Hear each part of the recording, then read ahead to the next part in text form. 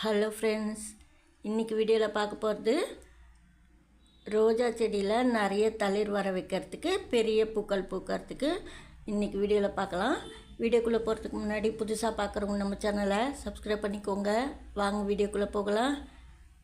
இப்போ ரோஜா செடி இது பிளாக் ரோஸு. ஆனால் இப்போ பூக்கும்போது இந்த கலரில் தான் பூக்குது. அதுக்கப்புறமா பிளாக்காக மாறுது. நல்ல கலராக பூக்கணும், ரோஜா செடியில் நிறைய தளிர் வரணுன்னா நான் இப்போ இந்த பிளான்ட்டுக்கு கொடுத்துருக்குறேன். ஏற்கனவே எருவு என்ன கொடுத்தேன்னா பனானா நாட்டு சர்க்கரை கலந்து அந்த ஃபெர்டிலைசர் கொடுத்துருக்குறேன். பனானா ஃபெர்டிலைசர் கொடுக்கும்போது சூப்பராக கலராக நல்லா பூக்கும். பாருங்கள் எவ்வளோ நல்லா கலர்ஃபுல்லாக இருக்குது. லைட் கலராக இருக்காது, நல்லா நம்ம வாங்கின கலரே பூக்கும். அதாவது இப்போ நாட்டு சர்க்கரை பனானாவும் 20 டேஸ் அப்படியே ஃபர்மெண்ட் பண்ணி கொடுக்கறது. நீங்கள் 3 டேஸில் கூட பண்ணி கொடுக்கலாம் ரோஜா செடிக்கு. அதே டைமில் நான் கொஞ்சமாக கவு மேனுவர் கொடுத்துருக்கேன் இந்த பிளான்ட்டுக்கு.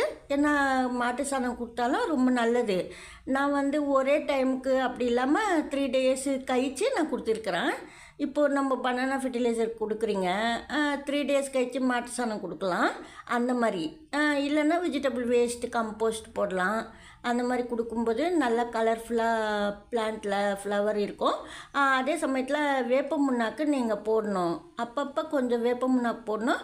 வெயில் இல்லாத சமயத்தில் தான் நீங்கள் போடணும். வெயில் வந்ததுக்கப்புறமா போடக்கூடாது வேப்ப முன்னாக்கு, செடி ஹீட் ஆகும். அதுக்காக சொல்கிறேன். இதெல்லாம் செய்யறதுக்கு ரொம்ப ஈஸி தான்.